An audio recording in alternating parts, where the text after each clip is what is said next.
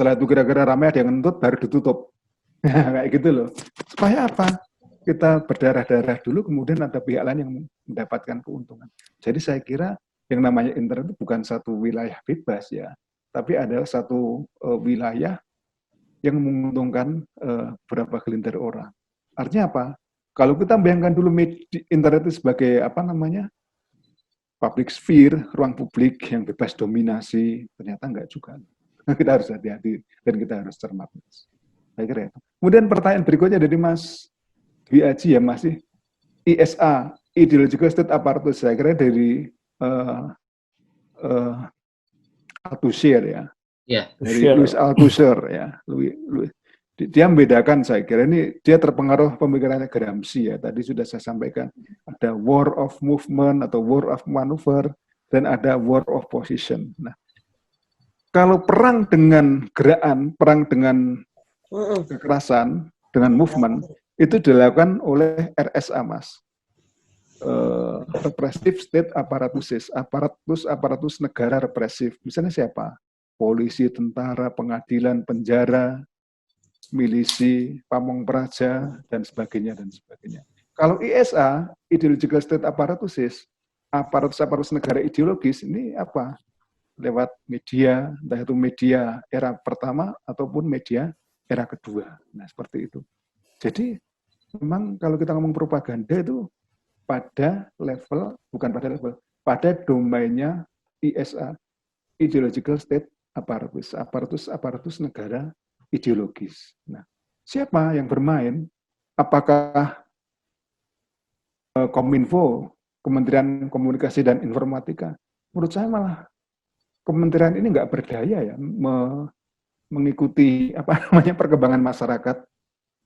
Dan kementerian ini rasa-rasanya tidak berdaya. Bagaimana mereka bisa melakukan sosialisasi tentang COVID aja nggak menurut saya nggak berhasil ya. Dan justru yang berhasil itu buzzer-buzzernya. Artinya negara itu kayaknya menjadi satu wilayah yang masih apa ya dihindari oleh masyarakat dan masyarakat nggak suka dengan apa namanya negara ini. Maka buzzer-buzzer. Maka kemudian dimunculkan juru bicara penanganan COVID-19, dokter siapa? Reza dan sebagainya. Ini menurut saya iya aneh juga negara ini gitu loh.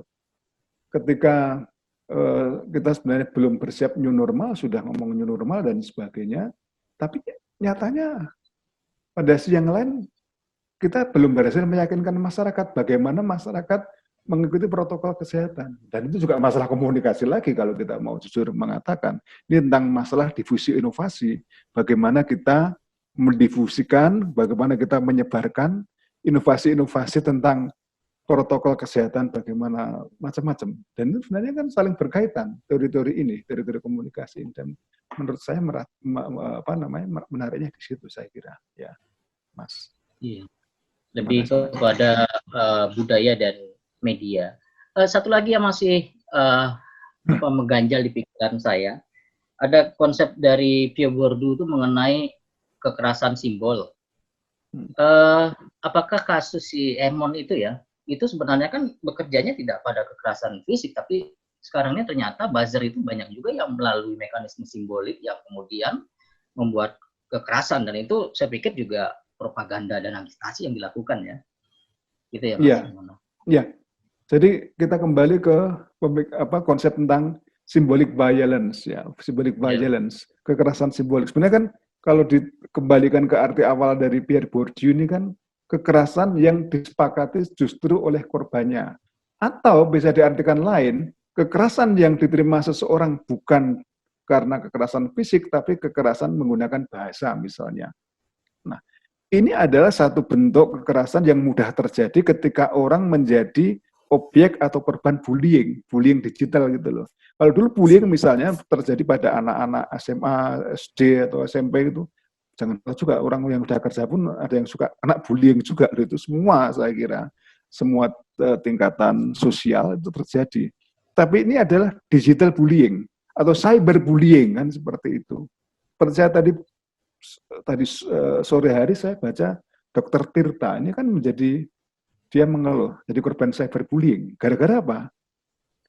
teman-teman muka-muka sudah baca juga bagaimana pada 1-2 hari kemarin dia melakukan selfie kalau tidak salah atau di foto gitu di rumah makan ya, dan dia berangkulan. Padahal orang inilah yang marah-marah, dokter inilah yang marah-marah karena orang-orang yang ya dia anggap harus diberikan penerangan, propaganda gitu, tentang bagaimana cara menjaga hidup sehat, bagaimana harus menutup hidung dengan masker dan sebagainya, atau melakukan physical distancing, malah dia sendiri berangkulan. Dia kena bully.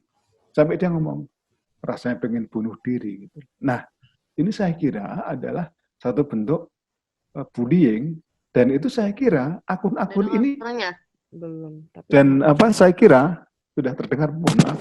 Sudah, itunya suaranya. Apa? Lanjut Mas, lanjut udah di ini tadi udah di mute. Lanjutin Mas. Oke. Jadi baik, tapi sudah dengar kan jelas ya. Itunya suaranya Kak, diklik itunya. Mas juga di mute. Halo. Mbak Lia. Oke, Mas, lanjut Mas. Sudah jelas tapi suara saya ya, Erik ya? Jelas. Oke. Baik, jadi saya mana tadi? Cyberbullying. Sebenarnya kan gini, ini kan orang yang kemudian dianggap menjadi musuh bersama, menjadi common enemy, diserang habis-habisan. Dan saya kira itu adalah efek dari propaganda. Mungkin itu berlebihan saya ngomong seperti itu. Tapi coba lihat ya. Apapun, ketika ada orang berkomentar nggak disukai dan itu kira-kira dianggap menjadi pihak yang harus diserbu, dilawan, akan habis-habisan diserang, diserbu, dilawan loh itu menurut saya. Dan itu menurut saya mengerikan juga. Jadi sekali lagi, kalau mau kita bertanya tentang apakah internet, apakah media sosial menjadi public sphere ya, tempat kita untuk berdiskusi secara rasional, enggak juga gitu loh, enggak juga. Menurut saya mungkin ada alternatif-alternatif yang tidak akan pernah selesai. Kayak kita ngomong ini menurut saya itu jadi public sphere gitu loh. Siapa yang mau tanya aja gitu loh dan sebagainya. Jadi selalu ada ruang-ruang baru, ruang-ruang virtual baru yang tidak terduga. Selalu ada hal-hal yang membawa efek baru yang tidak terduga. COVID-19 ini kemudian bikin kita punya arena seperti ini kan menurut saya menarik juga, dan selalu ada alternatif ya. Walaupun juga selalu ada juga bencana yang luar biasa di sana dan itu belum terselesaikan gitu. Ya, saya kira itu Mas Dwi ya. Iya, terima kasih Mas Yono. Ya. Oke, terima kasih Mas Dwi. Selanjutnya, ini nggak kerasa Mas TL sudah 1/4 jam kita ngobrol-ngobrol ya. Ada satu pertanyaan lagi ini dari Mas Insan. Monggo Mas Insan, boleh langsung sampaikan. Oke. Yang Zoom ya. Terima kasih. Terima kasih. Kedengeran ya? Ya, silakan Mas. Silakan. Kenalan dulu Mas Insan. Ya, perkenalkan Mas TL, saya Insan Praditya. Saya sebenarnya kurang begitu mengerti mengenai propaganda ini. Motivasinya awal ke sini karena ada Mbak Asvini ya, jadi ya udah jadi saya ikut gitu. Ternyata bahasannya luar biasa ini, menarik sekali gitu. Tapi mungkin mohon maaf kalau tanggapan saya kurang saintifik atau bagaimana ya. Ini mengenai kalau kita lihat kan Pancasila itu dulu sempat jadi political religion di era Orde Baru gitu, dan sekarang mulai didengungkan lagi, dan residu-residu Orde Baru ini justru menyebar dia, ada di kalangan orang-orang tertentu yang hardliner tafsir tunggal Pancasila gitu, yang selalu intinya orang-orang ini adalah kalau di diskusi itu Pancasila udah nggak bisa dibongkar lagi gitu. Memang mungkin sebagai dasar negara oke, tapi kalau asal-usul Pancasila dikulik satu-satu nilai-nilainya, ideologi di dalamnya, saya kira nggak ada masalah gitu kan. Tapi orang-orang ini justru bermasalah dengan itu gitu. Dan selain political religion juga ada isu fundamentalisme agama yang meningkat, dan supporter-supporternya juga menyebar gitu.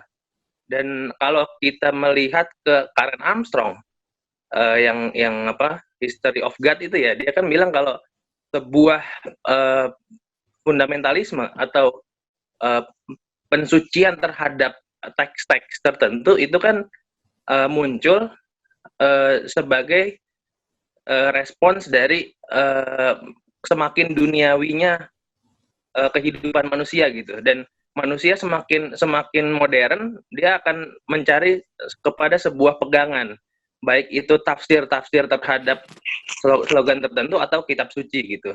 Dan apakah Mas Tel melihat kita yang sudah kebanjiran informasi, kemudian kebingungan atas kebenaran yang mana, jadi akhirnya kita memutuskan untuk menjadi fundamentalis gitu, untuk menunggalkan teks-teks ataupun tafsir-tafsir tertentu gitu. Dan mungkin itu yang pertama. Yang kedua, ya sekedar itu aja sih, yang tadi mengenai Dr. Tirta itu ya. Jadi saya juga dulu sempat menjadi redaktur di salah satu media massa, dan itu saya harus bikin YouTube, dan ketika YouTube itu menyinggung hal-hal sensitif seperti pemerkosaan 98 ataupun tragedi 65, itu yang dibully udah macam-macam, udah personal, udah saya lahir tahun berapa, saya nggak tahu apa-apa begitu kan, bukan isi dari knowledge-nya itu, dan itu memang cukup membuat frustasi gitu ya. Tapi ya itu mungkin untuk sharing aja gitu. Mungkin kalau yang pertama untuk lebih ditanggapi oleh Mas TL ya. Terima kasih Mas. Ya, baik. Saya langsung saja ya, Mbak Aspini. Ya, baik, terima kasih. Fans berat Mbaknya, jadi Mas Insan. Mbak Aspini kayaknya yang Mas Insan ini dosen UT ya Mas, dosen politik nih, dia agak-agak soal merendah-rendah gitu kadang-kadang Mas. Oh gitu, baik. Kemarin udah ngisi juga dia nih. Iya, sip. Bagus, besok ngisi lagi ya semuanya. Jadi terima kasih. Saya kira yang terjadi sekarang itu adalah post-truth ya. Memang benar. Walaupun saya tidak terlalu suka dengan istilah-istilah yang kelihatan snob, kelihatan genit gitu. Pakai post-truth apa sih sebenarnya? Tapi gini, ketika kita banjir informasi, ketika kita mengalami apa yang dinamakan tsunami informasi, kita tidak bisa memisahkan antara informasi dan disinformasi. Informasi yang pada awalnya adalah untuk mengurangi ketidakpastian, ya, justru dengan semakin banyaknya informasi itu menambah ketidakpastian. Dan ketika kita mengalami seperti itu, lazimnya kita ingin mencari hal yang bisa menjadi panduan. Apa yang muncul kemudian? Yang paling gampang, agama. Kenapa? Karena itu memberikan kepastian, memberikan satu kebenaran tentang kita tidak hidup hanya di dunia ini, tapi juga di akhirat dan sebagainya. Orang kemudian lari untuk mencari kepastian itu, dan jangan salah kemudian mungkin juga menarik diteliti atau dikaji atau dibicarakan. Gerakan hijrah. Gerakan hijrah itu saya amati, itu hanya muncul di perkotaan dan kalangan kelas menengah. Tidak ada di pedesaan, masyarakat buruh atau tani melakukan hijrah. Itu istilah atau konsep yang muncul di kalangan, kalau saya baca literatur ya, itu hanya di kelas menengah, kelas yang mampu secara finansial, dan kemudian dengan ustadz-ustadz tertentu, dan mereka kemudian menamakan hijrah dan sebagainya. Menurut saya ini hal yang menarik untuk dikaji juga, sehingga mengapa orang-orang yang dulu kehidupannya glamor, kehidupannya sangat-sangat luar biasa seperti itu, menjadi entertainer, sekarang menjadi tertutup dan sebagainya. Menurut saya ini satu hal yang menarik. Apa sih yang dipropagandakan oleh para ustadz yang mengajar dan sebagainya? Karena memang menurut saya agama ini punya fungsi. Salah satu fungsinya adalah memberikan kepastian tentang hidup setelah mati. Biasanya orang yang paling ditakuti manusia adalah takut kalau mati, biasanya loh. Kita selalu pakai kemana-mana masker, pakai hand sanitizer supaya kita tidak sakit. Kalau sudah sakit nanti yang paling dikhawatirkan adalah kematian. Nah, karena ketakutan seperti ini juga kan propaganda. Awas lu, nanti kalau kamu nggak pakai hand sanitizer, nggak pakai masker, nggak jaga jarak, kena. Nah, ini sebenarnya menciptakan ketakutan. Sama juga dengan perokok. Di bungkus rokok itu sudah dikasih gambar-gambar yang menyeramkan. Tapi kok orang perokok masih ngerokok juga. itu artinya propaganda tidak bisa berjalan satu arah saja. Dibutuhkan orang-orang lain yang membuat orang semakin yakin dengan apa yang dipropagandakan. Maka muncul buzzer dan sebagainya. Kalau kita lihat misalnya di pemilihan presiden 2019 yang lalu, siapa sih yang menjadi agen-agen propaganda dalam hal agama? Ada. Kubunya Prabowo, ada yang namanya Ustadz Abdul Somad, Ustadz Adi Hidayat, ya atau tidak? Dan itu apa? Opini publik, opinion leader yang kebetulan sekarang ini, apalagi UAS ya, yang memiliki banyak followers. Dan itu luar biasa gitu loh. Nah, kok bisa kalah, kok tetap kalah ya? Itu nggak tahu kalau soal itu ya. Itu karena hanya menyasar di masyarakat kelas tadi ya. Saya lihat kelas menengah perkotaan saja, sehingga tidak sampai ke masyarakat pedesaan, kelas bawah, misalnya buruh atau tani. Mengapa agama? Agama saya kira memang sekali lagi saya berulang-ulang, kalau besok kapan-kapan ngomong soal agama dan komunikasi, menarik juga bagaimana kemudian agama ini memberikan kepastian ya. Sehingga tidak aneh kalau kemudian perang yang kita atau propaganda atau perang propaganda yang muncul di media sosial adalah perang antar kelompok agama dalam satu lingkup agama itu sendiri, atau dalam misalnya Islam kan menjadi tidak tunggal, ada Islam kubunya ini, kubunya itu dan sebagainya. Ya, saya kira itu jawaban saya, Mas. Oke, terima kasih, Mas. Ya, sama-sama, Mas. Ya, terima kasih, Mas Insan. Oke, udah hampir 2,5 jam. Mas TL, apa materinya tadi katanya kan sampai situ aja, apa mau dilanjutkan materinya atau gimana? Saya kira cukup lah. Diskusi tadi kan sudah menyentuh beberapa hal ya. Tadi juga sudah saya buka. Kalau perlu dibagi aja materinya ke teman-teman yang ikut sini. Nanti saya bagi di grup, Mas. Kita ada grup WA gitu kan untuk memudahkan. Jadi setiap hak privilege-nya orang yang ikut di grup itu mendapat materi gratis. Jadi nanti kita sebar materi semuanya itu. Ya, sip. Ya. Ya. Okay, halo, sorry, Mas Erik, sebelum lupa. Ya kalau bisa materi dalam berupa PDF ya. Soalnya kalau PPT ya bisa buka kalau gitu yang pakai HP. Oh ya, nanti saya ini ya, Mas ya. Sebelum lupa mau tanya lagi, ini Mas TL nih. Sebelum Mas TL begini. Enggak, Mas Daniel, maaf. Ini mungkin kalau 2 kali gitu ya. Nggak, kasihan yang lain. Nanti kalau misalnya udah setelah nanti Mas Daniel lagi nggak apa-apa. Soalnya yang lain ada beberapa yang mau nanya. Siap. Ya, Mas ya. Dikasih kesempatan. Lagi nanti dikasih kesempatan juga untuk Mas Daniel untuk menanggapi. Oke, terima kasih Mas Erik dan Mas Daniel. Kalau nggak ada. Ya, mungkin ada yang lain yang mau menanggapi. Mungkin dari Mas Anto, Mas Suryo Dwi Putranto. Mau menanggapi. Boleh Mas Anto dari berita 1 biasanya Mas Anto nih. Wilayahnya nih. Mukanya Mas. Oh iya, bentar ya. Saya sambil kenalan yang lain, Mas.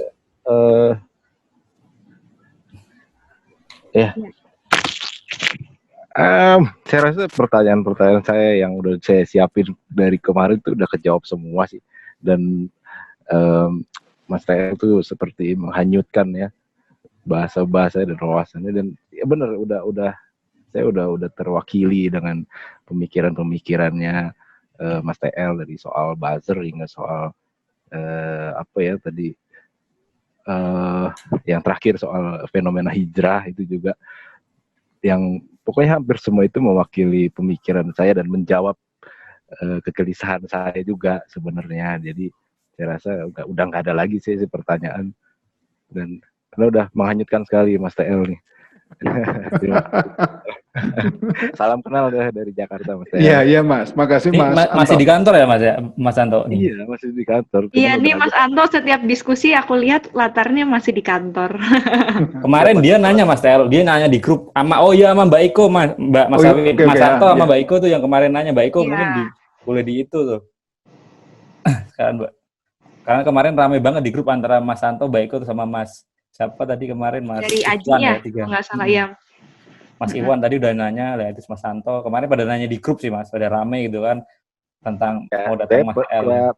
Saya tadinya mau nanya soal fenomena buzzer itu, karena saya jadi bingung ketika ada isu yang influencer yang punya pemikiran berbeda atau mengkritisi sesuatu, ketika ada yang komen mengkritisi si influencer itu sendiri, langsung diklik, langsung dibilang bahwa itu buzzer. Jadi ini sebenarnya yang buzzer yang mana?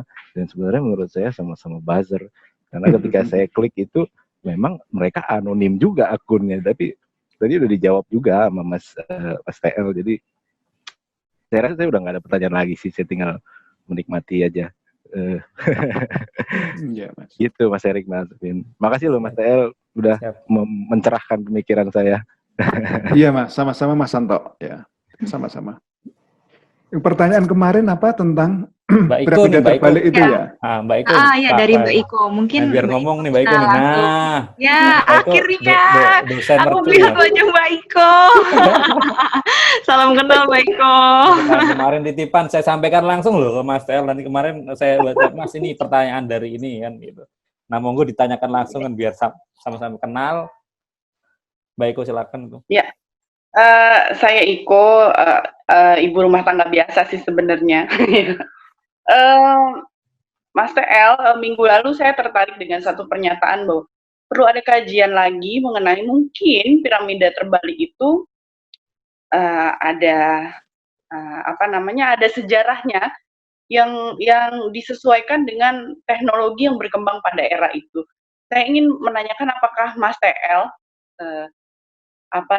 menemukan atau sedikitnya tertarik dengan pernyataan itu bahwa harus ada kajiannya lagi nih gitu. Apakah piramida terbalik itu muncul dengan teknologi pada era itu atau bagaimana gitu? Apakah ada temuan gitu bahwa oh iya piramida terbalik itu muncul pada era ini sehingga orang mudah ketika membaca. Mungkin kemarin Mas siapa ya yang ngomong itu hanya untuk hard news, yang lain-lain enggak gitu ya. Terlepas dari semua itu gitu, apakah ada temuan bahwa ada sejarahnya penulisan gaya yang lain ketika menyampaikan sebuah berita gitu, terutama yang hard news mungkin ya, yang disepakati teman-teman kemarin. Oke lah, saya sepakat bahwa itu memang berita hard news, tapi saya tertarik dengan sejarah itu tadi gitu loh.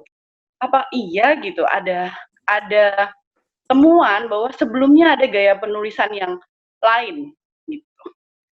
Tapi untuk minggu ini, untuk malam ini, saya sama Mas Suryo tadi berpendapat bahwa sangat menghanyutkan.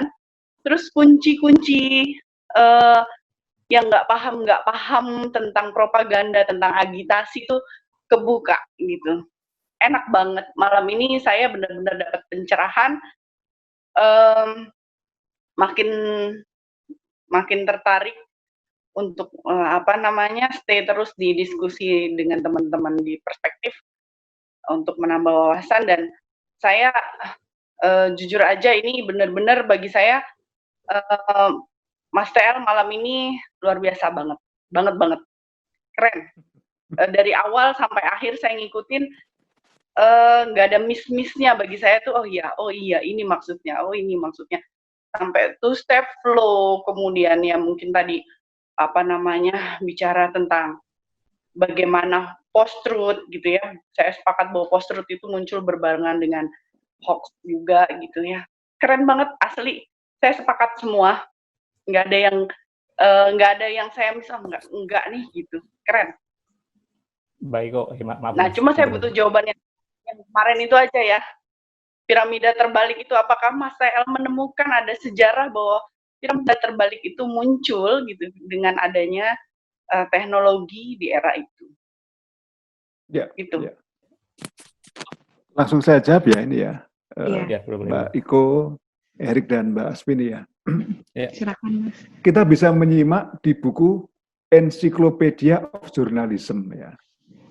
Itu bukunya memang tebal, e-booknya ada, dan di situ ada bagian tentang piramida terbalik. Inverted pyramid ya, piramida terbalik. Kita ingat piramida terbalik itu kalau digambarkan dalam bentuk dua dimensi segitiga yang lancip gitu, artinya segitiga semua lancip artinya yang memanjang ya. Segitiga yang memanjang ke bawah. Nah, mengapa kemudian berita itu mengikuti prinsip piramida terbalik, artinya hard news ya. Ini bisa dibaca dalam dua hal. Satu, saat itu Mbak Iko, karena keterbatasan teknologi. Teknologi pengiriman berita saat itu hanya ada telegraf. Jangan dibayangkan ada facsimiles, jangan dibayangkan juga ada email, apalagi ada WA. Dulu saya masih ingat tahun 90-an, bahkan tahun 80-an, untuk mengirimkan tulisan, bahkan tahun 2000-an ya, tahun 90-an, 2000-an, untuk mengirimkan tulisan, sebut saja tulisan opini ya, ke Kompas, dulu saya masih menggunakan jasa kantor pos.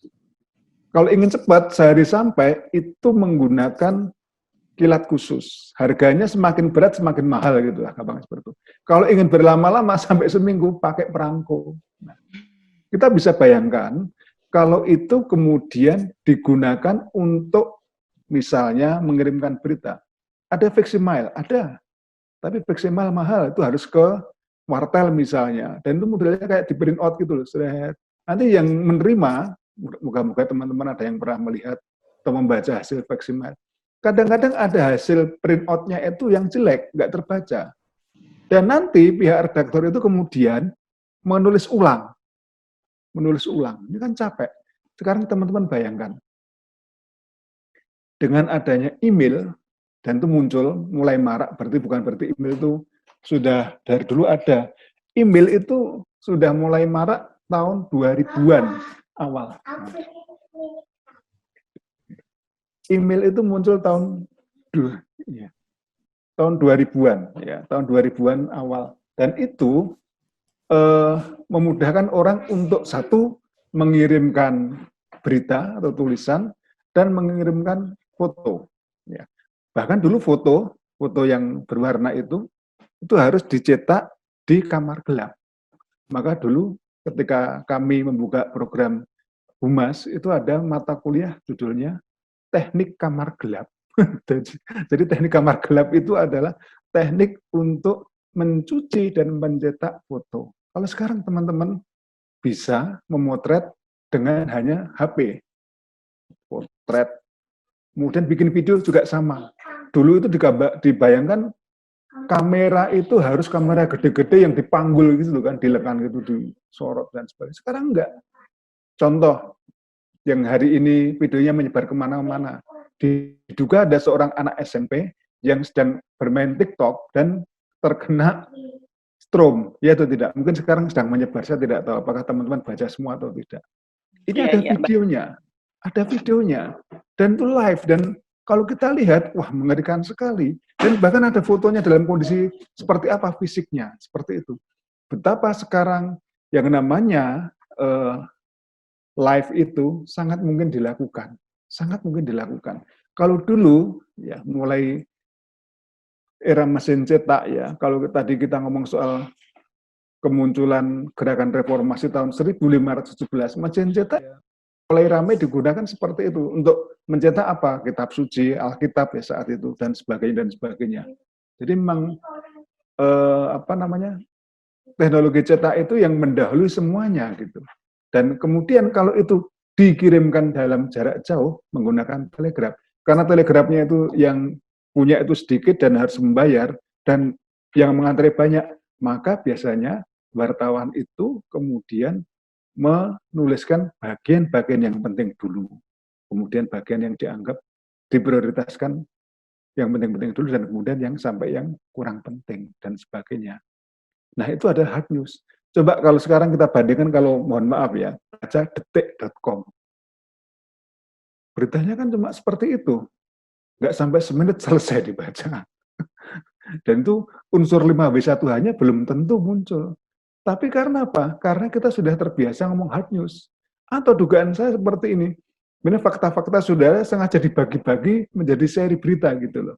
Oh ini dilempar dulu. Setelah itu ada berita berikutnya dan seterusnya. Nah itu. Nah, maka ada tulisan lain yang tidak harus mengikuti standar piramida terbalik, Mbak Iko, yaitu adalah tulisan yang namanya feature. Feature ini kan lebih santai gitu. Feature itu misalnya apa sih? Kalau kalau di koran-koran itu ya bicara mengenai tokoh tertentu, kita bisa membacanya berlambat-lambat dan sisi aktualitasnya menjadi kurang dipentingkan. Karena sisi yang ditonjolkan adalah sisi human interest, sisi kedalaman, dan sebagainya. Sementara kalau hard news, sisi yang paling ditekankan adalah sisi satu, kecepatan. Dua adalah peristiwanya, aktualitasnya ya.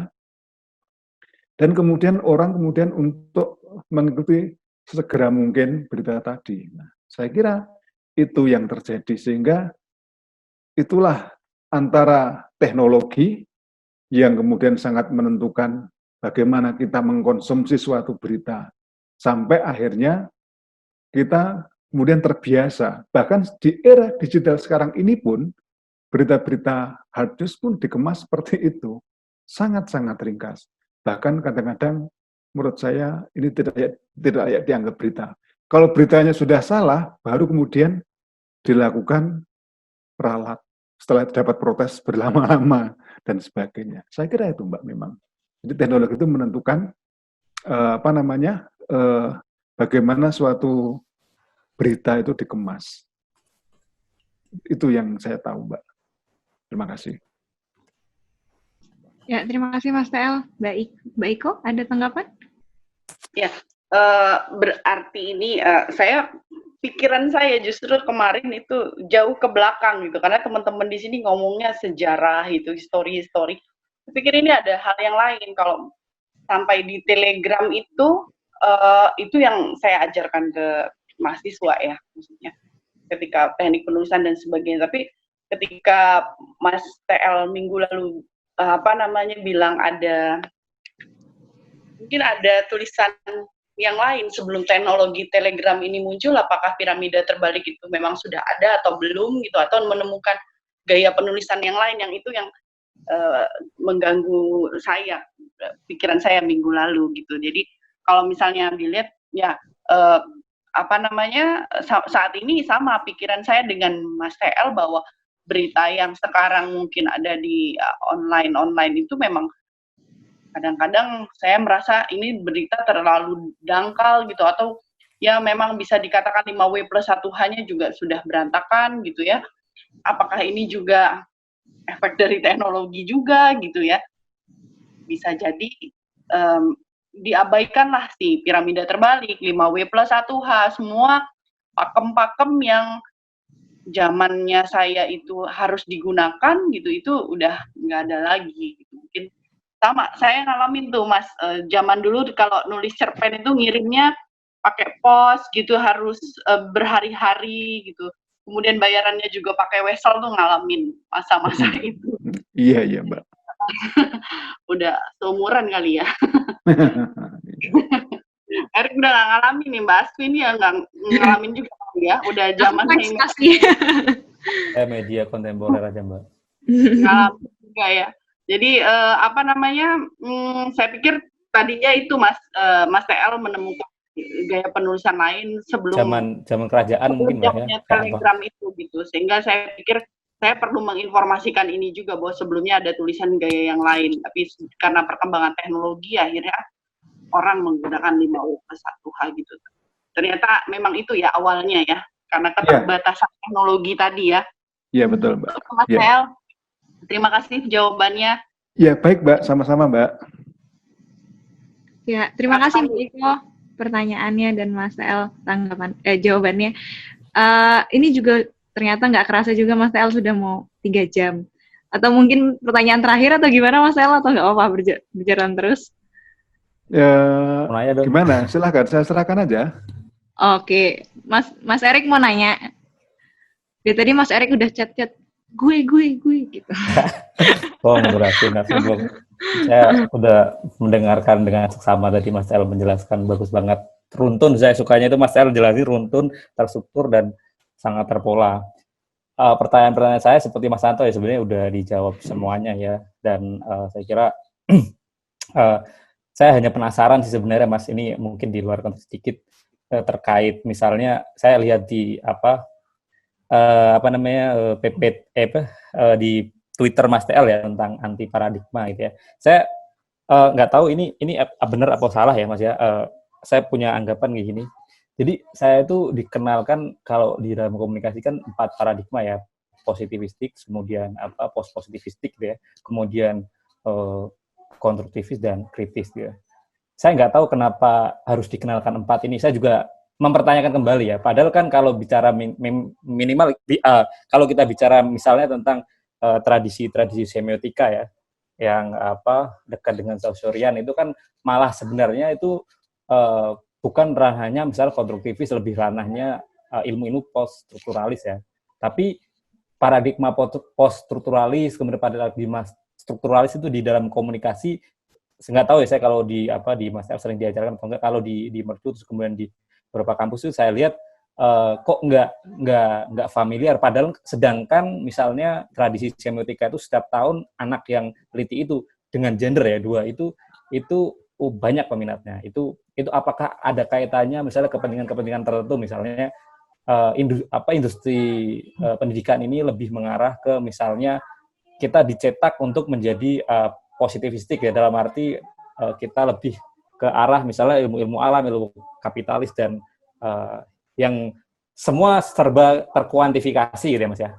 Terus mengarah kepada misalnya peserta didiknya yang saya lihat ya, beberapa anak komunikasi itu kayak seragam gitu ya, maksudnya dicetak untuk menjadi manusia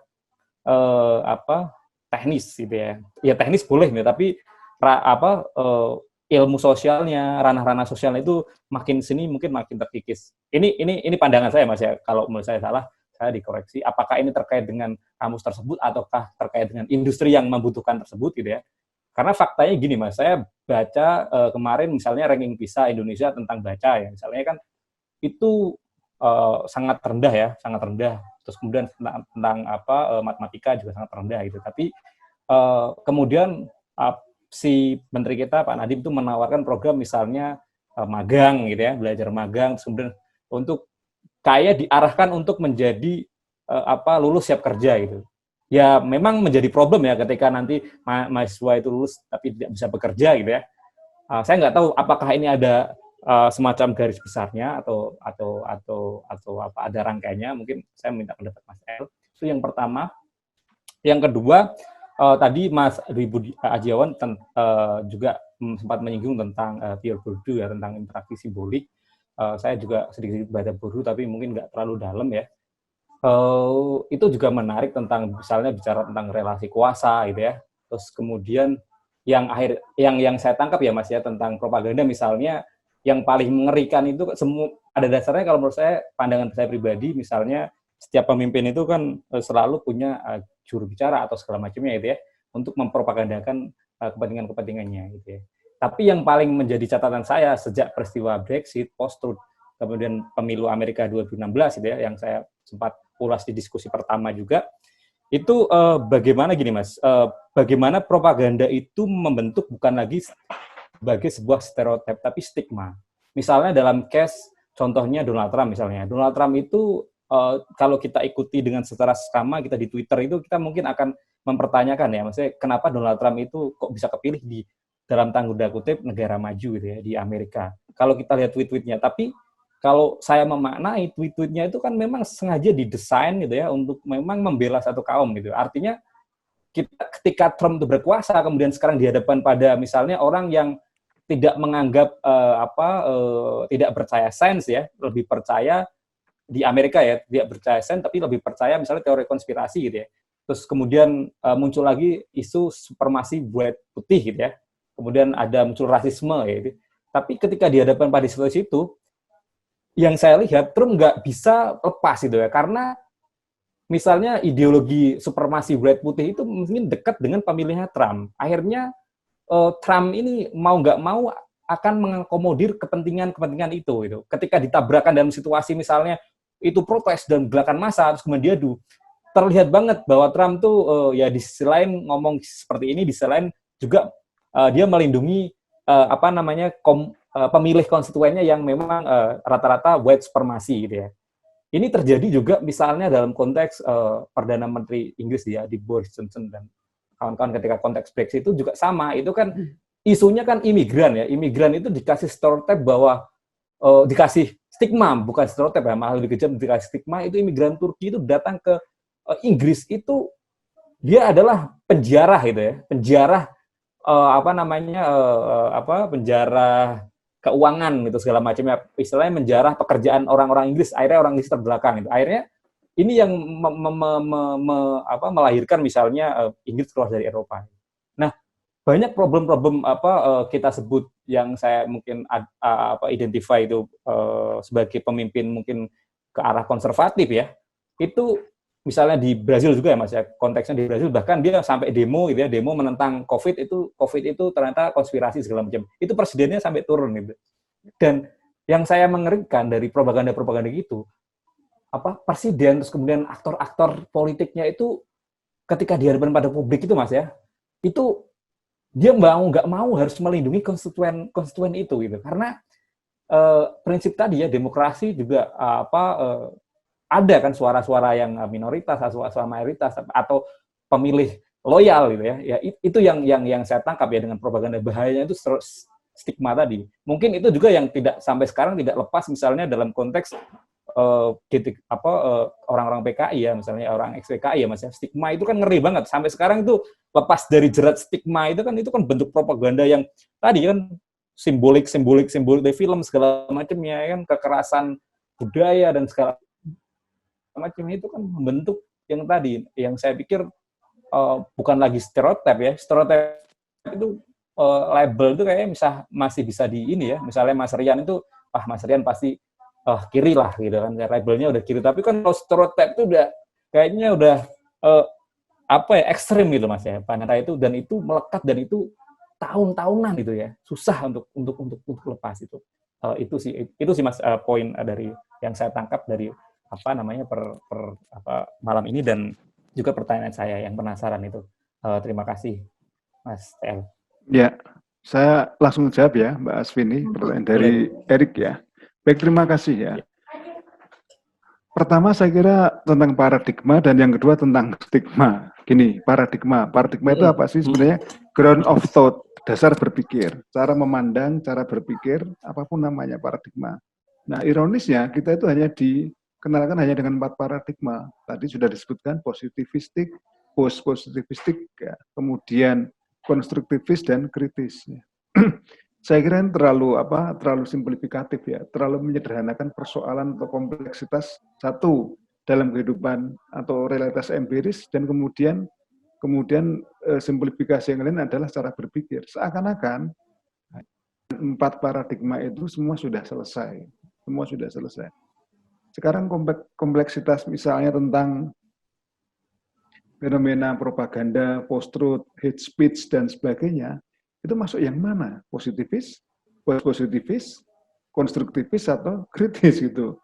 Nah, menurut saya itu adalah kemudian sekadar dimasukkan dalam persoalan teknik metode penelitian. Jadi persoalan teknik langkah-langkah dalam penelitian. Apa paradigmanya? Oh, positivis, berarti besok bikin kuesioner, sebarkan, dihitung secara matematis, menggunakan alat statistik tertentu, hasilnya signifikan atau tidak, terbukti atau tidak, selesai kan seperti itu. Padahal ilmu tidak bisa hanya model-model kuantifikasi atau model-model pengangkaan atau penjumlahan seperti itu. Saya kira kalau kita lihat ya, apakah kemudian positivis, post-positivis, konstruktivis, kemudian kritis itu salah atau keliru? Tidak. Saya kira paradigma itu tidak mengandaikan benar atau salah. Saya tidak suka saja kalau kemudian orang berteriak-teriak tentang saya punya paradigma ini, saya punya paradigma itu, paradigma ini berarti salah, paradigma itu berarti benar, dan sebagainya. Tidak. Saya tidak suka cara berpikir yang mengkotak-kotakkan seakan-akan paradigma yang satu lebih unggul dibandingkan dengan lain. Paradigma itu sayangnya di Indonesia itu karena bacaannya itu hanya bukunya Lincoln dan Guba itu, Handbook of Qualitative Research, hanya 4. Positivis, post-positivis, kemudian konstruktivis, dan kritikal atau kritis. Padahal menurut saya kita bisa cari paradigma yang lain. Dan sekarang itu apa sih paradigma? Paradigma itu cara yang dikemukakan atau cara berpikir atau pemikiran dari Thomas Kuhn. Jadi Thomas Kuhn berpikir bahwa satu periode tertentu arah ilmu itu dikuasai oleh paradigma tertentu. Setelah itu nanti ada situasi kritis, dan ada situasi anomali, dan kemudian muncul paradigma baru. Kalau kita kan enggak cara berpikirnya, paradigmanya apa gitu. Kan beda. Nah, menurut saya, jeleknya kemudian model-model cara berpikir paradigmatik seperti inilah yang kemudian semenjak awal kita sudah di-set, kita sudah diarahkan untuk kritis seperti ini, konstruktivis seperti ini. Nah, menurut saya kita menjadi tidak leluasa untuk memandang satu persoalan tertentu. Menurut saya yang penting itu dari semua itu adalah satu, apa yang mau kita tanyakan dalam penelitian.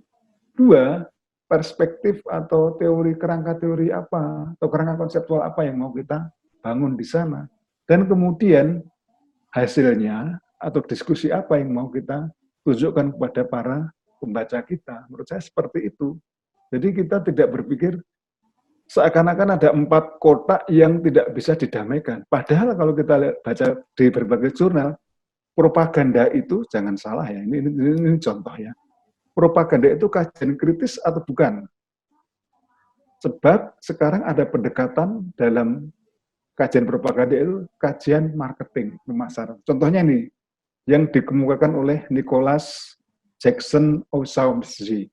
Itu ada bukunya, judulnya Selling Hitler, Marketing the Third Reich. Coba kata-kata selling Hitler, berarti menjual Hitler. Kemudian marketing the Third Reich, berarti apa? Menjual Reich yang ketiga atau imperium ketiga. Itu artinya apa? Propaganda, tapi pendekatannya pemasaran. Bagi saya ini mengejutkan. Mengapa mengejutkan? Karena apa? Seakan-akan propaganda adalah teori yang anti pemasaran, dan pemasaran seakan-akan bukan teori tentang propaganda, padahal itu bisa didamaikan. Dan itu yang saya sebut sebagai multi paradigma. Mengapa kita tidak berpikir tentang multi paradigma daripada paradigma gitu loh. Ya, jadi kita bisa melihat bagaimana kita bisa melihat fenomena di media sosial, bagaimana kemudian selling Jokowi atau marketing kabinet Indonesia Maju misalnya dan sebagainya. Isinya padahal propaganda, tapi kemasannya seakan-akan ngomong soal political marketing, marketing atau pemasaran politik. Nah, saya kira kita jangan mudah kemudian untuk bersifat simplifikatif, menyederhanakan semua hal menjadi hanya pada 4 kotak paradigma tadi itu. Menurut saya ini yang berat di situ. Kemudian sorry, yang berikut, Mas, itu apakah sorry Mas, tanggung sedikit ya Mas. Apakah itu ada kaitannya misalnya dengan tadi ya Mas sebut ya kan ilmu komunikasi itu kan core-nya kan semua awalnya di Amerika ya Mas. Apakah itu kaitan dengan pemikir-pemikir sana yang kemudian mempengaruhi dulu profesor-profesor dulu di komunikasi ya, sehingga pengkotaan itu kok saya rasa saya juga agak resah sih sebenarnya kalau misalnya kok seolah-olah ya tadi dikotakan gitu loh Mas, pikirannya itu kayak gitu. Iya, saya kira karena inginnya jalan pintas saja gitu. Ingin jalan pintas, artinya jalan pintas apa? Nggak ingin berpikir ruwet-ruwet. Ya, gitu. Jadi memang mungkin tidak ingin berpikir ruwet dan kemudian ada bacaan yang cukup menguntungkan, maka hanya disajikan hanya 4 paradigma itu. Tapi memang kita juga harus melihat secara pragmatis apa sih tuntutan di dunia kerja. Kalau kita lihat ya sebagai pengelola, ini malah curhat ngomong soal program studi. Jadi kalau kita lihat, ini kan selalu kalau akreditasi itu ditanyakan tracer study, bagaimana lulusan ini diserap di dunia kerja mana dan sebagainya seperti itu. Bahkan ketika kita mau membuat kurikulum baru, diundanglah orang-orang dari istilahnya users, para pemakai ini, ya. Istilahnya para pemakai memang.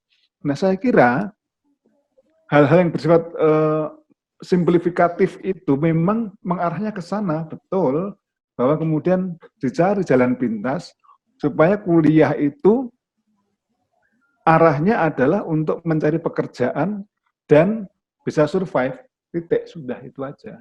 Tapi saya kira kita memang tidak bisa mendapatkan semua hal dari perkuliahan ya, Erik dan teman-teman semua. Bacaan-bacaan di luar itu masih ada banyak, apalagi sekarang kalau kita lihat ya, kita bisa mencari literatur, apakah itu jurnal, apakah itu e-book, dan sebagainya, yang menunjukkan bahwa banyak bacaan yang ternyata tertinggal. Dan menurut saya, ini adalah era kita mendapatkan bacaan yang luar biasa banyak. Contohnya yang lain, ya ini yang ekstrim lagi. Di dunia ilmu komunikasi seakan-akan bacaan wajibnya adalah kalau teori komunikasi Little John misalnya, Stephen W. Little John. Apakah itu salah? Tidak. Menurut saya sangat penting, sangat bagus. Cuma kan kita tidak cukup hanya membaca buku itu saja. Kita juga harus membaca literatur yang lain sebagai pembanding atau untuk memperkaya. Termasuk ngomong soal tadi paradigma ini kan cara berpikir dari editor Handbook of Qualitative Research yang kemudian diterapkan di mana-mana seakan itu menjadi benar. Model-model berpikir paradigmatis seperti ini. Coba kalau sekarang cultural studies itu paradigmanya apa? Ini bisa karena dia adalah multidisiplin dan bahkan pasca disiplin, susah loh untuk dikotak-kotakkan ini termasuk disiplin yang mana, seperti itu. Hanya saja kalau kita baca di bukunya Little John, ini termasuk paradigma kritis karena melihat kesenjangan sosial dan sebagainya. Saya kira nggak semudah itu, gitu loh ya.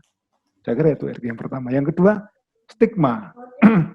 Stigma ini juga menarik, ini juga bisa jadi bahasan tersendiri besok dalam satu diskusi tersendiri juga. Stigma dalam media sosial. Takut ya Pak, itu diskusi lagi berarti kita ya.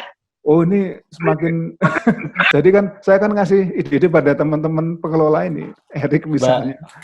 Mbak Iko ini juga ini Mas, kita juga sebenarnya kemarin tuh pengen barengin antara Mbak Iko, Mas Iwan, ada omongan sih Mbak Iko, Mas Iwan sama satu Mbak Meta. Kemarin kan mereka itu berdebat bertiga di grup Mas, tentang Mas TL itu sebelum melempar pertanyaan itu. Nah mereka konsen juga dosen-dosen dan dulu mantan jurnalis gitu. Saya pengennya barengin tiganya itu menemuin dalam satu forum gitu kan biar ya ngasih kesempatan semua Mas. Enggak apa-apa, bagus juga. Bagus juga. Stigma. Jadi stigma ini kan sebenarnya awalnya adalah cap yang diberikan pada tubuh seorang budak untuk menekankan bahwa ini adalah budak. Yang diberi cap ini adalah budak. Dan budak ini adalah kalau kita lihat sejarah perbudakan di manapun, adalah orang yang diposisikan menjadi tenaga kerja, dipaksa, apapun ya. Sekarang muncul satu perlawanan anti budak dalam gerakan Black Lives Matter, ya enggak? Ini kan ini contoh satu luar biasa kita kembali seperti seakan-akan diputar sejarah masa lalu dan kemudian patung-patung sebenarnya kan juga untuk berpropaganda, bukan? Ini patungnya dulu Saddam Hussein diruntuhkan, ini ada patungnya siapa di Inggris diruntuhkan, ini patungnya siapa bahkan patungnya Columbus di Amerika juga didongkel, diruntuhkan dan sebagainya. Ini kan propaganda. Propaganda siapa? Kulit putih. Bahwa perbudakan seakan-akan menjadi hal yang natural, hal yang dianggap biasa dan manusiawi gitu loh. Stigma seperti itu pada awalnya, Erik. Jadi label, nanti kita bicara teori labeling juga kan. Teori labeling kan sehari-hari kalau dalam berita itu kan misalnya kalau pencuri spesialis rumah kosong, pencuri spesialis curanmor dan sebagainya, ini menjadi labeling juga, menjadi stigma misalnya ya. Jadi stigma terjadi luar biasa, teroris misalnya, itu juga ada stigma. Kemudian kelompok-kelompok minoritas, kata-kata sesat, kata-kata kemudian kata-kata yang dianggap buruk yang diberikan kepada minoritas. Nah, stigma, kalau teman-teman pernah nonton film Stigmata ya, Stigmata. Jadi kata stigmata ini kalau teman-teman pernah nonton, ini adalah ini sedikit saja ya. Cerita tentang bagaimana orang-orang saleh di dalam agama Nasrani ini kemudian tiba-tiba di bagian-bagian tubuhnya itu ada luka-luka seperti ketika Kristus disalib. Misalnya di bagian kepalanya, di bagian sampai akhirnya di bagian ulu hatinya yang ditombak dan sebagainya, itu stigmata. Jadi Stigma itu berarti adalah cap dan juga sekaligus bekas luka pada tubuh, ya, pada tubuh, dan seperti itu. Nah, stigma itu biasanya memang, contoh ya, yang lain yang konkret di Indonesia, bukan tubuh yang dicap, tapi KTP. Dulu zaman Orde Baru, orang-orang yang disangka sebagai atau yang dianggap sebagai PKI, KTP-nya ada tulisan ET, ekstapol, itu kan stigma. Jadi yang distempel, yang dicap, yang diberi label bukan tubuhnya, tapi tanda pengenalnya. Tubuhnya dicap dalam bentuk perilaku sehari-hari, dalam bentuk relasi-relasi sosial, dalam bentuk interaksi-interaksi seperti itu. Nah, itu namanya adalah stigma. Dan saya kira stigma itu kalau dalam propaganda itu bentuknya yang paling mudah adalah name calling tadi itu. Penyebutan nama yang buruk. Cebong, kampret gitu kan, kemudian kadrun dan sebagainya. Ini sebenarnya kan, jadi ini kan sebenarnya satu penamaan yang buruk stigma ini. Dan kalau dalam propaganda direalisasikan dalam yang namanya praktek-praktek name calling tadi itu. Saya kira itu ya. Terima kasih. Terima kasih, Mas. Oke, Mas Erik. Sudah cukup, Mas Erik? Cukup menjawab banget, Mas TL. Mungkin, terima kasih banget ya. Iya, mungkin ini yang terakhir kali ya, Mas TL. Pertanyaan terakhir, mungkin Mas Daniel katanya mau tanya lagi. Silahkan. Oke, ini tadi waktu Anda menyebutkan apa, mengcounter propaganda jahat itu, nah kan tadi kan Anda bilang salah satunya biarkan saja atau blok. Nah, tapi masalah gini, kita ingat ucapan Lenin, kebohongan yang terus-menerus diucapkan, satu saat akan jadi kebenaran. Nah, itu kan bahaya kalau yang salah tuh tidak di counter. Nah, ini cara mengcounternya gimana gitu ya. Itu aja. Nah, kemudian tadi waktu Anda nyinggung buku yang beredar waktu zaman Orde Baru, selain Pramudia itu ada buku Tan Malaka, karangan Hari Pose, itu yang seri pertama. Itu saya masih ingat. Ya, kemudian tuh mengenai Hitler tuh tadi Anda sebut Reich, itu sebenarnya Reich. Makanya saya di chat saya tulis seperti itu, jadi bacanya Reich. Oh, Reich. Ya, itu saja, Mas TL. Terima kasih. Ya, baik Mas Daniel. Saya langsung respon ya pertanyaan dari Mas Daniel. Terima kasih Mas untuk komentar untuk pembenahan pronunciation ya, tentang Reich tadi itu. Makasih. Ya.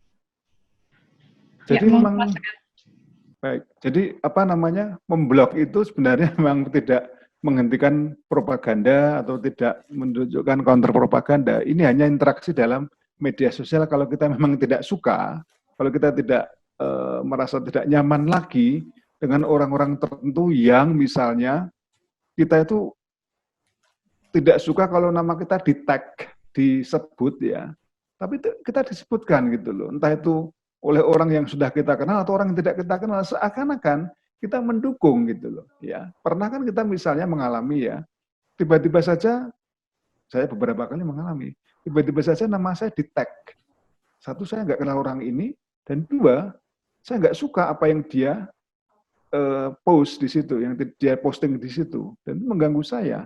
Dan kemudian orang ini karena saya nggak kenal dan saya nggak merasa nggak berkepentingan dengan pesan yang dia tampilkan, saya lepas simbol tag-nya, ya, supaya saya bisa nggak tampil lagi di situ. Tapi kalau sudah berulang kali ya saya blok, Mas. Artinya apa? Benar bahwa saya tidak kemudian saya tidak menghentikan dia berpropaganda. Saya tidak menghentikan dia memperluas pikiran-pikirannya. Tidak. Tapi rasa-rasanya kita tidak harus kemudian mengcounter satu propaganda dengan propaganda yang lain, karena nanti nggak akan pernah selesai. Gini, kalau menurut saya, kalau kita sudah merasa tidak nyaman, kalau menurut saya kita sudah merasa jengah dengan berbagai hal yang seseorang ungkapkan, kita bisa menghindari itu. Tidak usah baca dan sebagainya. Karena kita pasti tahu, di setiap media sosial ada akun-akun tertentu dengan tampilan-tampilan tertentu yang sudah terpola. Orang ini pasti ngomong ini. Sebut saja grup Facebook tertentu misalnya pasti ngomong ini, mendukung ini dan sebagainya. Kalau kita merasa nggak nyaman, ya sudah nggak usah baca.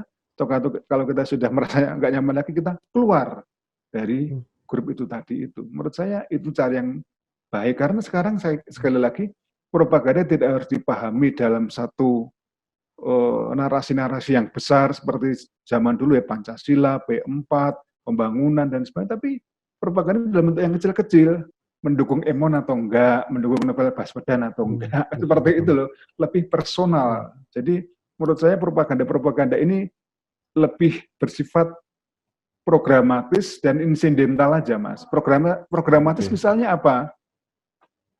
Setuju nggak dengan new normal baru, setuju nggak? Nah, ini kan programatis.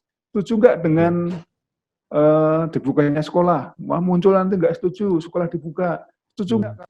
Ibadah dibuka dan sebagainya. Kan dulu kan sempat muncul juga, loh, mall dibuka, tempat ibadah kok nggak dibuka? Seakan-akan yang satu lebih penting, yang lain tidak penting. Ibadah dianggap tidak penting, sementara mall itu kan identik dengan belanja, hura-hura, senang-senang. Kok dibuka dulu? Padahal pentingannya kan bukan itu, gitu loh ya. Menurut saya, kita propaganda bukan hal yang gede-gede lagi ya. Tidak lagi milih, yuk pilih Jokowi, yuk pilih Prabowo. Sudah selesai itu. Tapi lebih bersifat programatis dan insidental. Dan itu menurut saya, kita juga harus menyikapinya secara programatis dan insidental pula, Mas. Menurut saya seperti itu. Ya, makasih, Mas. Gitu. Gini, Mas Tel, sorry. Nah, mengenai yang counter ini, saya jadi ingat ini. Mungkin teman-teman saya ingat Pilkada DKI. Nah, ini kan kasihan Pak Ahok kan dicap mungkin teman-teman tahu difitnah jadi sebagai penista agama. Padahal itu kita sudah tahu itu semua cuma masalah editan kalimat. Sebenarnya sudah banyak yang tahu fitnah, cuma saya melihat kok dari tim kampanyenya tidak bisa mengcounter tuduhan atau fitnah itu. Nah, maksud saya di situ, Mas TL. Ini untuk mengcounter fitnah-fitnah begitu. Ya, jadi gini, Mas. Dalam kasus Ahok, mengapa dia sudah kemudian istilah yang lebih tepat diberi stigma. Diberi stigma. Stigma itu pasti buruk. Jadi kalau ada diberi stigma buruk, menurut saya kurang tepat. Kalau diberi stigma sebagai penista agama. Sudah penista agama lagi. Menista itu tidak sekedar menghina, tidak sekedar merendahkan, tapi juga menunjukkan rasa ketidaksukaan dan rasa kebencian terhadap ajaran agama tertentu gitu loh. Dalam kasus Ahok, saya kira propagandanya berjalan dengan baik, terutama yang untuk anti Ahok maksud saya, bukan yang pro Ahok ya. Yang gerakan 212 itu, ya, saya kira ini luar biasa dan gerakan ini kayaknya masih terus bukan dijadikan satu bentuk nostalgia keberhasilan seperti itu. Bahkan pada pemilu 2019 kemarin gerakan seperti ini juga akan cloning, akan di-copy paste istilahnya ya, supaya ada capres yang bisa diahokkan dan seterusnya, ada capres yang bisa di-Anies Baswedankan, kan seperti itu. Nah, ternyata nggak berhasil. Ya, ternyata nggak berhasil. Artinya apa? Mengapa 212 berhasil? Karena dia menggunakan bahasa agama. Contoh misalnya yang sangat telak. Jenazah tidak akan disolatkan. Apa orang nggak takut seperti itu? Gitu loh. Karena luar biasa bahasa-bahasa agama yang dikerahkan di sini. Orang Indonesia itu paling telak bisa dikerahkan dengan agama. Contoh yang konkret hari-hari ini, bagaimana orang bisa berbondong-bondong mengambil jenazah seseorang PDP di kena COVID-19. Ya, pengambilan jenazah yang rame-rame itu loh, Mas, yang kemudian diambil, diarak dan kemudian dimakamkan. Diambil paksa ya. Nah ini menurut saya betapa agama luar biasa kan di situ. Itu kan karena apa? Keyakinan. Dan orang kemudian gampang ditekuk dengan apapun atas nama agama. Walaupun ya resikonya ternyata luar biasa, nggak gampang. Nah, dalam kasus Ahok itu menggunakan teori spiral of silence, Mas. Jadi spiral keheningan. Pendapat yang sudah mayoritas itu semakin lama semakin menguasai. Dan kemudian pendapat minoritas semakin lama semakin takut, semakin mengecil karena mereka tidak berani bersuara. Kalau membela Ahok berarti membela penista agama, padahal sama-sama muslimnya. Ini kan menjadi satu kerangkeng yang menyusahkan orang yang membela Ahok. Wah, berarti kamu itu pro penista agama, berarti kamu itu nggak cinta pada agamamu. Gimana tuh agamamu sudah dihina, sudah direndahkan, kok kamu malah membela orang yang menista agamamu. Nah, seperti itu kan. Jadi ini menurut saya luar biasa. Jadi Ahok seperti itu nasibnya. Nah, kalau mengcounter seperti begitu, caranya gimana tuh? Ya, susah juga, Mas, karena sudah dikunci. Karena sudah dikunci dengan bahasa agama ini. Sekalipun Ahok kita ngomong soal pluralisme dan sebagainya, susah. Karena Ahok juga ini adalah minoritas, Mas. Satu, dia Tionghoa. Dua, dia Nasrani, Mas. Nah, itu dia. Kalau calonnya itu sama-sama Muslim dan bukan Tionghoa, itu jadi beda ceritanya, Mas. Nah, ini kan karena apa? Ahok itu menjadi scapegoating, tadi saya katakan menjadi kambing hitam yang gampang untuk disembelih sampai sekarang ini. Ya, jadi sudah Cina, Nasrani lagi. Nah, ini kan celaka dua kali. Apalagi kalau dia perempuan, Mas. Lebih-lebih lagi nanti luar biasa. Tapi bukan berarti ini untuk memojokkan teman-teman yang perempuan di sini. Tidak, sama sekali tidak. Ya. Jadi ingat Bu Mega untuk Mas Tel. Ya betul, itu yang kita lihat kasusnya di Sumatera itu kan. Ibu ini, dia perempuan, Nasrani, Tionghoa, ya enggak, Mas? 3 kan? Benar kan, Buddha atau Hindu kalau salah tuh? Ya, saya enggak tahu, tapi katakanlah dia non-Muslim, seperti itu ya. Yang jelas seperti itu. Itu artinya apa? Dia triple kan, berarti minoritas. Betul. Dan itu menjadi empuk, menjadi scapegoating. Kalau membahas, susah, Mas. Kalau suasananya sudah berkurang, sudah mendingin, ya saya kira nanti kita susah. Itu pun tidak bisa dikatakan sebagai kontrapropaganda. Karena kontrapropaganda itu nggak lama kemudian sudah ada perlawanannya. Jadi ada propaganda A di konter propaganda B. Nah, ada pertarungan. Tapi dalam kasus Ibu Miliana kemudian Ahok, rasa-rasanya sudah terkunci karena mereka adalah minoritas yang mudah dijadikan kambing hitam. Nah, seperti itu, Mas, ceritanya. Yang mudah-mudahan kasus ini di pelajaran untuk tim-tim kampanye, misalnya ada kasus mirip-mirip Ahok ini, nah mesti cari cara untuk meng-counter tuh. Iya, betul, Mas. Saya kira itu memang harus dipelajari cara-caranya gimana untuk meng-counter itu, Mas. Saya setuju, Mas. Ya. Udah itu saja, Mas Tel. Terima kasih. Ya, terima kasih, Mas Daniel. Ya. Oke, terima kasih Mas Daniel, terima kasih Mas TL jawabannya. Mengingat juga waktu sudah cukup malam, sudah 3 jam lebih ini Mas TL kita berdiskusi. Terima kasih untuk tadi sampai dengan 85 partisipan. Saat ini ada 31 Mas TL yang mengikuti sampai dengan akhir. Terima kasih banyak. Izin membacakan sedikit kesimpulan ya Mas. Ya, silakan Mbak. Ya, Mas TL tadi sudah memberikan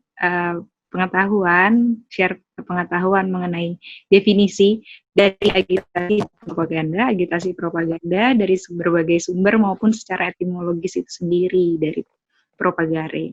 Kemudian juga sudah dijelaskan mengenai sejarah mulai dari dibentuknya Komisi Sakra Congregatio de Propaganda Fide, kemudian perkembangan propaganda diidentikan dengan konflik, dengan manikeisme, transmisi gagasan dan persepsi.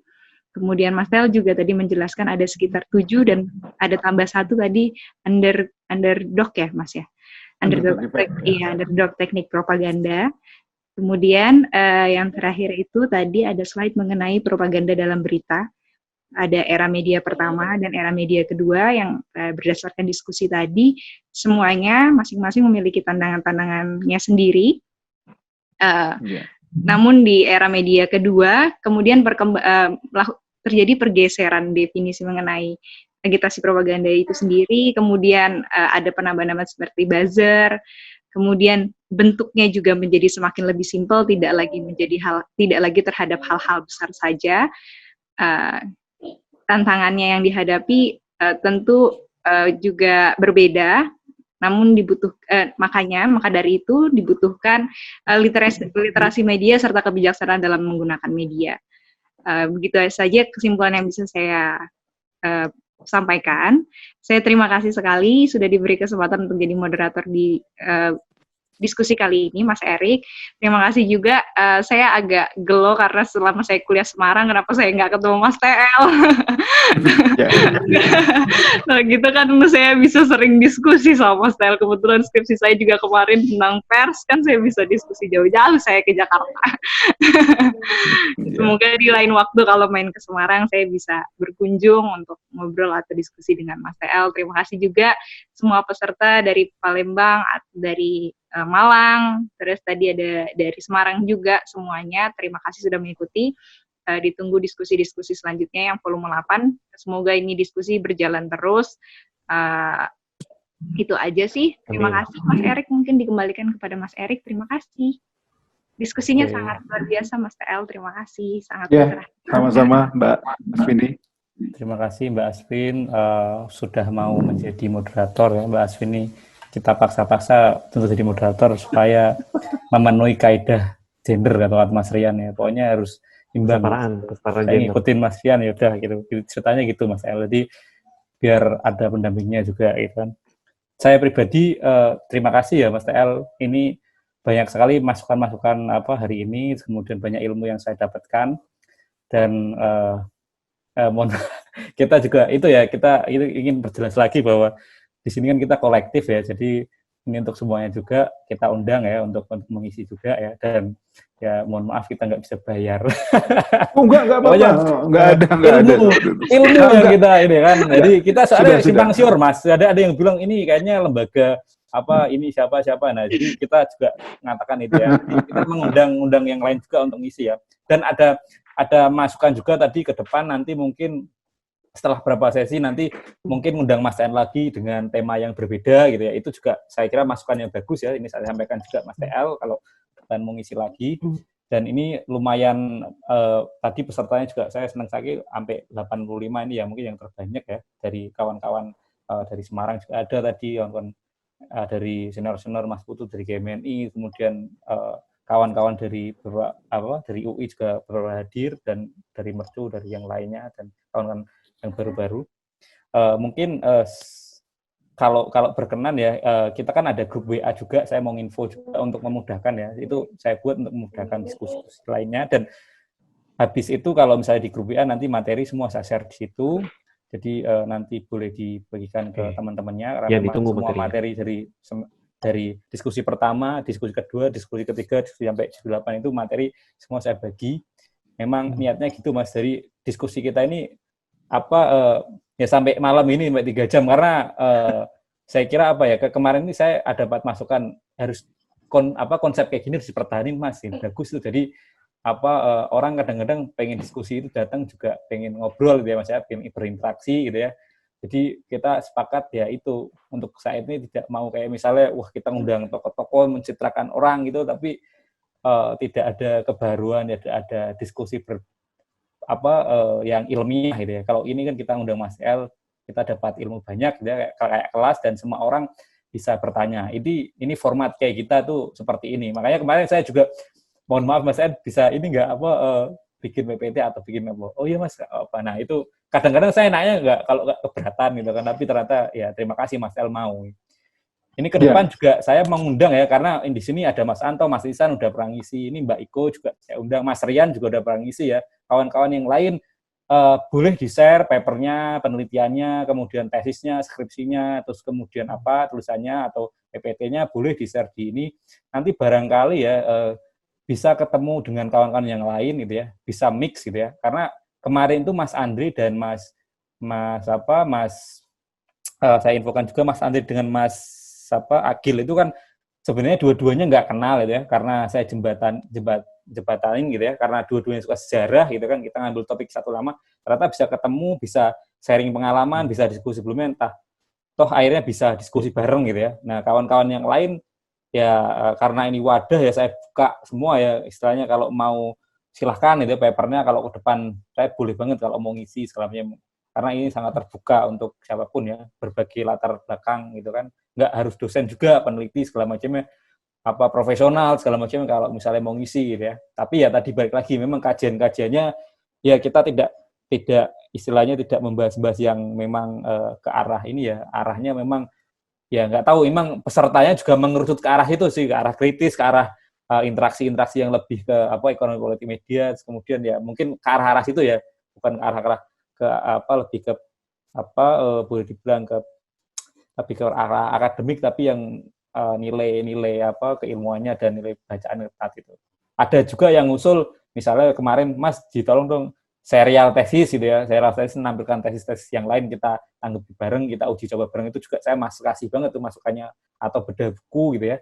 Nah, itu nanti ke depan ya semoga aja maksudnya ini kan kita mengalami situasi banyak nih Mas. Kemarin kan sebelum normal itu kan sebelum pasca new normal ini kan kita ada COVID itu ya, pasca pandemi semua ini, terus kemudian ada puasa juga settingnya berubah setelah Lebaran. Nah ini kembali new normal gitu ya, nanti mungkin kembali normal, apakah diskusi ini saya kira bisa menjadi tradisi, kemudian bisa diteruskan segala macamnya juga, saya nggak tahu ya, saya juga semoga semangat ini terus menyala gitu kan, karena berbagai masukan dan kemudian berbagai usulan-usulan dan minat-minat teman-teman untuk ngisi itu kayak menjadi semangat saya dan kawan-kawan untuk terus ya gitu ya, semoga bisa terus.